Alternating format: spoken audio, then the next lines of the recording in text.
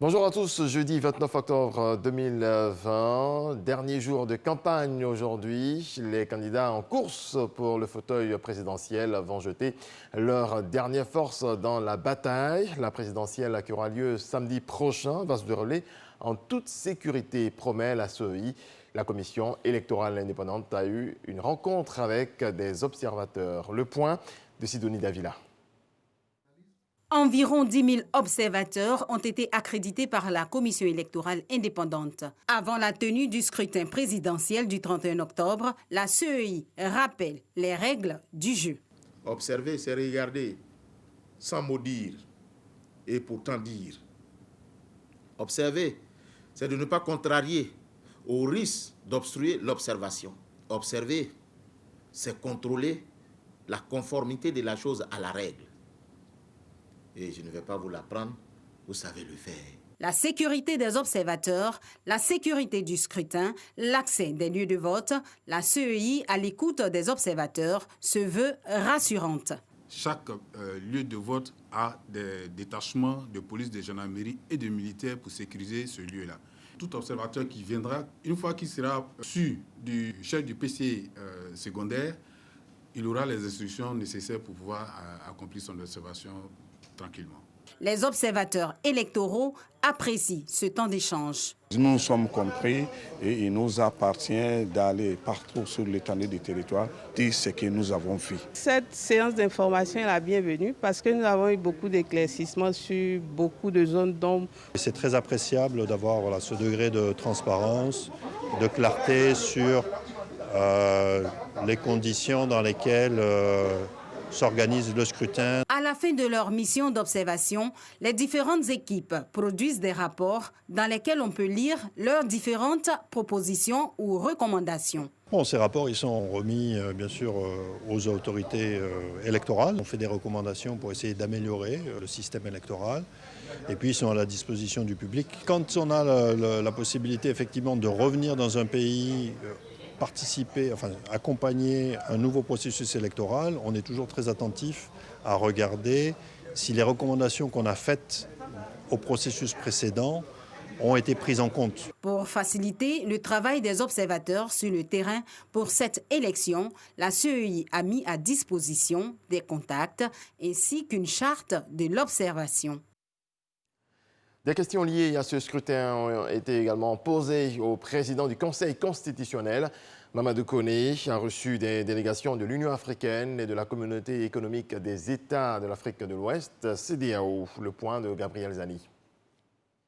À quelques jours du 31 octobre, les missions électorales d'observation se succèdent au Conseil constitutionnel. Une délégation de l'Union africaine conduite par Dileïta Mohamed Dileïta, ancien Premier ministre djiboutien, a été reçue par le président du Conseil constitutionnel. Nous avons surtout parlé, bien sûr, comme vous le savez, des élections qui vont se dérouler le 31 et surtout les dispositions qui ont été prises par le Conseil, les préparatifs avant les élections et après les élections. Et nous pensons que les choses sont faites d'une manière extraordinaire. Nous nous encourageons les conseils à aller de l'avant pour que cette élection puisse se terminer dans de très bonnes conditions. Encouragement apporté aux juges des élections par la mission de l'Union africaine. C'est l'assurance que la communauté internationale fait confiance aux institutions du pays. La délégation de la CEDEAO apporte aussi son soutien au Conseil constitutionnel. Nous sommes là depuis plus d'une semaine et nous avons eu à rencontrer les acteurs, et certains acteurs qui contribuent à l'organisation de cette élection. Le président du Conseil constitutionnel nous a d'abord expliqué le rôle du Conseil constitutionnel et toutes les actions, les décisions. La mission électorale d'observation de la CEDEAO est une mission à long terme. Elle devra accompagner le pays durant tout le processus pour la tenue d'élections justes et transparentes. Il se déploie sur le territoire national pour suivre le déroulement du scrutin. 35 observateurs de la mission internationale d'observation électorale MIOE sont justement en route. C'est ce que nous dit Éric Goré. Il est 7 heures du matin. Les observateurs désignés pour aller dans les différentes régions de la Côte d'Ivoire font déjà leur bagage. Ils sont au nombre de 35. Leur mission devra se faire en toute responsabilité et impartialité. Ce sont les témoins du déroulement du scrutin du 31 octobre. Ils rendront compte après la fin de l'élection. C'est pourquoi ces observateurs sont représentés sur toute l'étendue du territoire ivoirien. On prépare le déploiement. Moi, je serai déployé à San Sandra. Je passe la nuit à San Pedro. Le lendemain, je serai à San Sandra. On se prépare pour le déploiement. C'est Divo. Vous allez à Divo? Oui. La responsabilité est grande et la tâche n'est pas aussi aisée. Et ces observateurs en sont conscients. C'est pourquoi ils rassurent la population sur leur rôle, qui se fera en toute indépendance. Nous avons notre méthodologie d'observation, les outils que nous utilisons d'habitude pour évaluer à tous les niveaux. Aujourd'hui, par exemple, il y a des enjeux qui sont importants, c'est-à-dire l'opposition a parlé de désobéissance civile. Nous allons voir l'impact de cette désobéissance sur le processus électoral. Nous allons évaluer le taux de participation pour pouvoir témoigner dans le fond de l'intégrité de cette élection-là. On est sur le terrain depuis la moitié du mois d'août, ce qui nous a permis de suivre vraiment toutes les étapes du processus et bien sûr les étapes les plus cruciales. Ces 35 observateurs internationaux de courte durée qui sont déployés aujourd'hui vont rejoindre 12 autres observateurs de long terme qui sont sur le terrain depuis le 25 août dernier. L'Union africaine et CREAPE engagent les femmes à être des actrices de paix. C'était lors d'une rencontre dénommée « Femmes en causerie médiation ». Gabriel Zani. Installée au plateau depuis des années, Marie Ziao voit les jours passer sans grande affluence dans sa boutique de vente de vêtements. Le plateau n'a pourtant pas été touché par les récentes manifestations observées dans certaines communes. Les événements menacent la survie de son activité. Vous voyez un peu, le magasin est vide, rien ne marche. Donc on veut la paix. C'est la paix seulement qu'on veut. Rien ne marche. Les petits commerces durement éprouvés par le Covid-19 font face aujourd'hui à l'incertitude de ces derniers jours. Béatrice Hundo, restauratrice depuis 8 ans, appelle la paix de tous ses voeux. Ça fait 8 ans que je fais cette activité. Je livre la nourriture dans les entreprises. Les gens viennent, d'autres viennent manger sur place. Mais depuis un moment, ça ne va plus. On n'arrive pas à vendre beaucoup, on n'arrive pas à s'en sortir. Tout ce que nous demandons, c'est la paix. S'il n'y a pas la paix, on ne peut rien faire. Les femmes, le plus souvent, ce sont elles les victimes des crises qui surviennent à cause de la précarité. Rassemblées dans le cadre de Femmes en causerie médiation, l'Union africaine et CREAPE de la chaire UNESCO les engage à être des actrices de paix. Elles ont signé un pagne blanc. C'est cet engagement, c'est cette détermination de la femme ivoirienne que nous célébrons aujourd'hui. Nous pouvons concevoir ensemble des ébauches de solutions et de suivis en vue de réduire les tensions et favoriser un consensus durable. Le pagne blanc est le signe de l'engagement des femmes.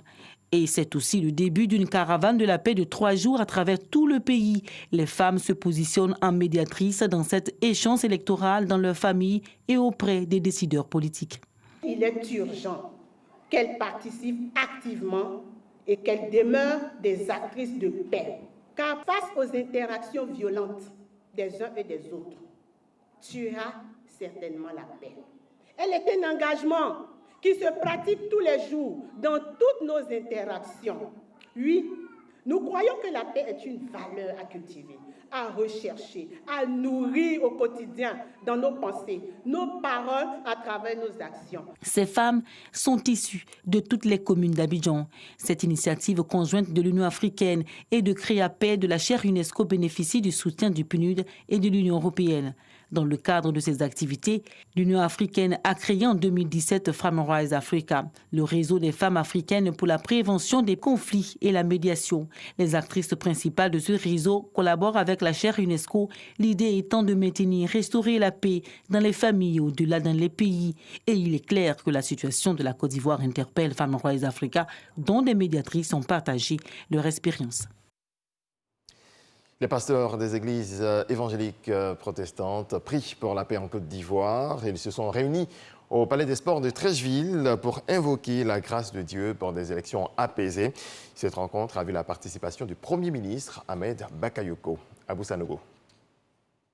Ils sont venus de toutes les communes du district d'Abidjan et de plusieurs villes du pays. Dans la joie et dans la ferveur, plus de 5000 fidèles et pasteurs de l'église protestante et évangélique du Côte d'Ivoire ont au Palais des Sports à Treichville et en présence du Premier ministre Ahmed Bakayoko élevé leur voix vers Dieu afin qu'il veille sur la Côte d'Ivoire en cette période électorale. Prières et louanges.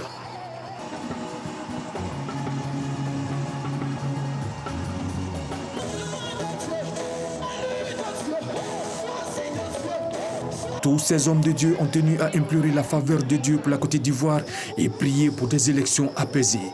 Je refuse la guerre sur mon pays au nom de Jésus. Je refuse que le sang coule. J'annule tous les plans de déstabilisation contre la Côte d'Ivoire. Je déclare la paix, la paix, la paix au nom de Jésus. Nous avons prié pour rassurer tous nos fidèles, toutes les personnes qui vivent en Côte d'Ivoire, pour leur dire d'être tranquilles, il n'y aura rien. Le Premier ministre Ahmed Bakayoko s'est félicité de la forte mobilisation et a salué la contribution de la communauté évangélique à la paix et la stabilité en Côte d'Ivoire. En tant que Premier ministre, chef du gouvernement, ma mission, c'est d'assurer la paix, la sécurité, la joie de vivre, le bonheur de l'ensemble des Ivoiriens. Je ne peux que saluer la contribution exceptionnelle des évêques évangéliques, vos guides, ceux-là qui vous donnent de l'espoir, qui vous donnent la paix au cœur, qui vous relient au Très-Haut, qui vous permettent, quel que soit votre état, d'être soulagé et de croire en demain, et de croire en après-demain, et de ne jamais désespérer. Je vous l'ai dit, à Yopougon, je serai à vos côtés pour vous accompagner, parce que votre contribution est puissante, votre contribution est forte. Et le rôle du gouvernement, c'est de vous accompagner. Tous les fidèles, pasteurs, évêques et révérends ont communié avec le Premier ministre Ahmed Bakayoko. L'église évangélique de Côte d'Ivoire revendique à ce jour 8 millions de fidèles. Des prières également élevées vers Dieu pour des élections apaisées en Côte d'Ivoire. Prières de la communauté musulmane à l'occasion du Maoulid. Le Maoulid qui est la commémoration de la naissance du prophète de l'islam. Elle est célébrée le 3e mois de l'année musulmane. Dans le reste de l'actualité, au Mali, après un rapide délibéré, la cour d'assises antiterroriste de Bamako a reconnu hier le Mauritanien Fawaz Ould Ahmed, alias Ibrahim 10, coupable d'appartenance à un groupe djihadiste, d'homicide en lien avec une entreprise terroriste et de financement du terrorisme. Lui et son coprévenu, Sadou Chaka, sont condamnés à la peine de mort ainsi qu'à 10 millions de francs CFA d'amende pour les attentats du restaurant La Terrasse et de l'hôtel Radisson Blu de Bamako. Ces deux attaques avaient coûté la vie à 25 personnes ainsi qu'à 2 assaillants.